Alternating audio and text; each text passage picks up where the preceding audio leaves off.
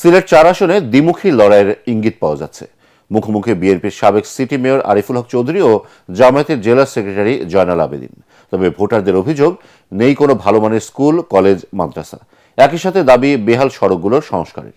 সিলেট থেকে ইকবাল মুন্সিকে সাথে নিয়ে রিপোর্ট করছেন মনির হোসেন তপু। ভূমিকম্প সহনীয় মোস্ট ডিউরেবল দেশের প্রথম থার্মেক্স রড সালাম স্টিল। সালাম স্টিল বোঝে ডিউরেবিলিটি। সালাম স্টিল, মোস্ট ডিউরেবল স্টিল। সিলেটের গোয়াইনঘাট, কোম্পানীগঞ্জ ও জৈন্তাপুর উপজেলায় পাথর উত্তোলনে কড়াকড়ি থাকায় দিন দিন বাড়ছে বেকারত্বের সংখ্যা। তাই সুষ্ঠু ব্যবস্থাপনায় কর্মসংস্থানের সুযোগ সৃষ্টির তাগিদ ভোটারদের। আমরা চাই ভাই এই রাস্তাঘাট উন্নত হইতো, আর আমরা যে মনে করো এই রাস্তাঘাটের জন্য খুব বিপজ্জনক। আমরা অনেক সময় কারেন্ট থাকে না, অনেক সময় মনে করো পানি ধরতে নাই, মনে করো রাস্তাঘাট ডুবে থাকে।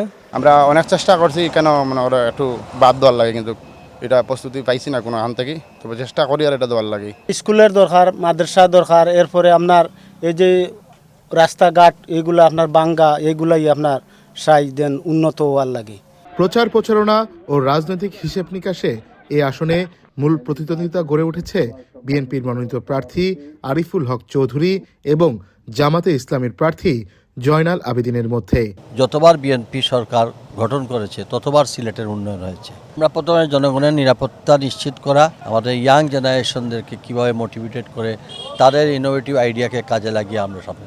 এই এলাকার মানুষ দীর্ঘ 54 বছর পর তারা সুযোগ পেয়েছে নিজ এলাকার কোনো সন্তানকে, কোনো ভূমিপুত্রকে নির্বাচিত করার জন্য।